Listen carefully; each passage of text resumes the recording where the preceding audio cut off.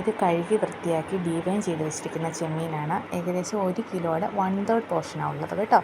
അപ്പം ഇതിന് വേണ്ട 2 സവോള അരിഞ്ഞ് വെച്ചിട്ടുണ്ട്, ഇഞ്ചി ചെറിയൊരു കഷ്ണം, പിന്നെ കറിവേപ്പില. പൊടികളെന്ന് പറയുമ്പം ഒരു 3/4 ടേബിൾ സ്പൂണോളം കാശ്മീരി മുളക് പൊടി, ഒരു 1/4 ടേബിൾ സ്പൂണോളം കുരുമുളക് പൊടി, 1/4 ടേബിൾ സ്പൂൺ ഗരം മസാലപ്പൊടി, ആവശ്യത്തിന് കുറച്ച് മാത്രം മഞ്ഞൾപ്പൊടി.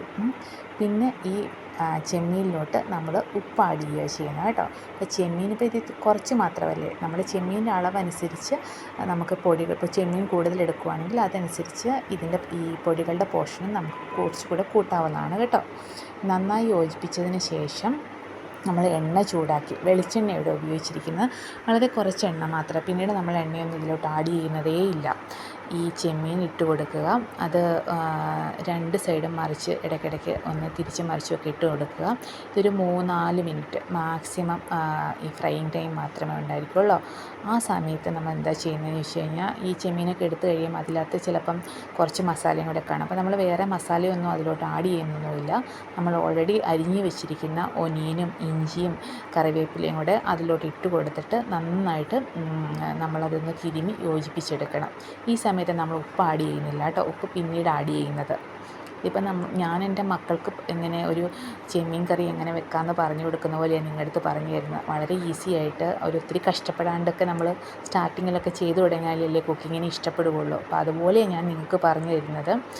ഒത്തിരി പാത്രമൊന്നും എടുക്കാതെ, ഒത്തിരി മസാലയൊന്നും എടുക്കാതെയൊക്കെ ഇത് പറഞ്ഞു തരുന്നത്. ഇപ്പോൾ ഈ പൊടികളൊന്നും ഇല്ലെങ്കിൽ നിങ്ങൾക്ക് വേണമെങ്കിൽ ഫിഷ് മസാല വാങ്ങിച്ചിട്ട് ഒരു 1-1.5 ടേബിൾ സ്പൂൺ മാത്രം ഉപയോഗിക്കാവുന്നതാണ്. ഈ പൊടികളൊന്നുമില്ല, നിങ്ങൾ ബാച്ചിലേഴ്സാണ്, വീട്ടിലിപ്പം പെട്ടെന്നൊന്ന് ചെയ്യണമെന്നുണ്ടെങ്കിൽ. അപ്പം നമ്മൾ ഈ സവോളയൊക്കെ നല്ല തിരുമ്മി യോജിപ്പിച്ചില്ലേ, അതിന് ശേഷം ഈ 4 മിനിറ്റോളം ഫ്രൈ ആയ ചെമ്മീൻ്റെ മുകളിലോട്ട് ഇട്ട് കൊടുക്കുക.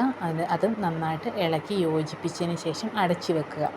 എന്നിട്ട് ഇടയ്ക്കിടയ്ക്ക് നമ്മളൊന്ന് തുറന്ന് ഇളക്കി കൊടുക്കണം. വേറെ വെള്ളമൊന്നും നമ്മൾ ആഡ് ചെയ്യേണ്ടത്. ഇതിങ്ങനെ അടച്ച് വെക്കുമ്പോൾ അതിൽ ആ നീരാവി വീണിട്ട് ആവശ്യത്തിന് വെള്ളം അതിൽ തന്നെ ഇറങ്ങിക്കോളും. അപ്പോൾ ഈ സമയത്ത് ഇനിയിപ്പം നിങ്ങൾക്ക് കുറച്ച് ഉപ്പ് കൂടുതൽ വേണമെന്നുണ്ടെങ്കിൽ ആ സമയത്ത് ആഡ് ചെയ്യുക. അല്ലെങ്കിൽ ചെമ്മീനെങ്ങാനും ഇത്തിരി ഉപ്പ് കൂടുതലിരുന്നെങ്കിൽ പിന്നീട് അത് പ്രശ്നമാകും ആദ്യമായിട്ടൊക്കെ കുക്ക് ചെയ്യുന്നവർക്ക്. പിന്നെ മുളക് പൊടി എങ്ങാനും എരിവ് കുറവാണെങ്കിൽ ഇച്ചിരി മുളക് പൊടിയോ ഇച്ചിരി കുരുമുളക് പൊടിയോ ഇട്ട് കൊടുക്കാം.